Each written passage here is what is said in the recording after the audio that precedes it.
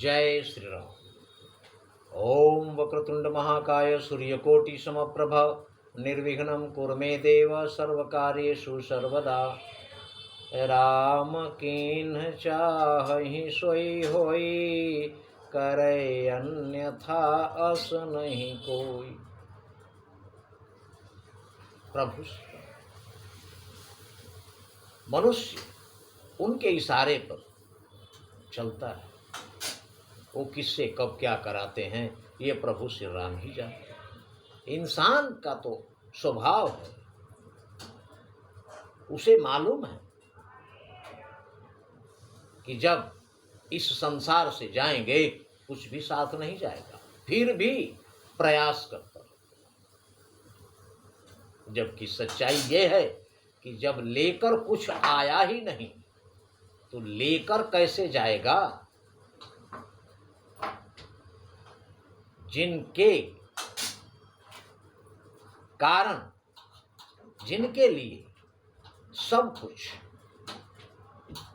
इकट्ठा किया है धन दौलत, वो कोई साथ न जाएगा।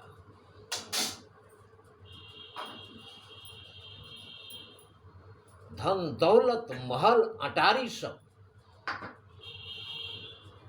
ये यहीं धरा रह जाएगा।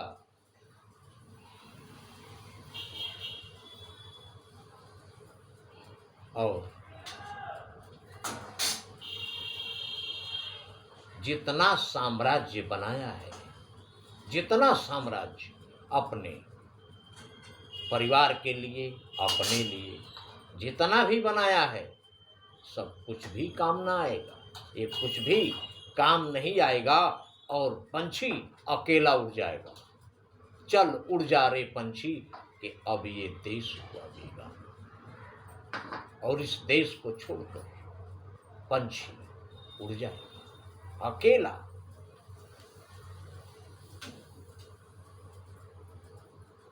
शमशान घाट दीवार पर लिखा था कि यहाँ तक पहुँचाने का शुक्रिया, आगे का रास्ता हम खुद तय करेंगे।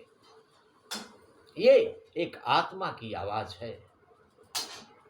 सब कुछ मोह माया का चक्कर, ये सिर्फ माया का खेल है। माया शमशान में नहीं जाती। इसलिए जब भी व्यक्ति किसी की शव यात्रा में शमशान में जाता है तो शमशान में घुसने से पहले ही माया उस पर से अपना प्रभाव हटा लेती है और माया शमशान के बाहर खड़ी रहती है।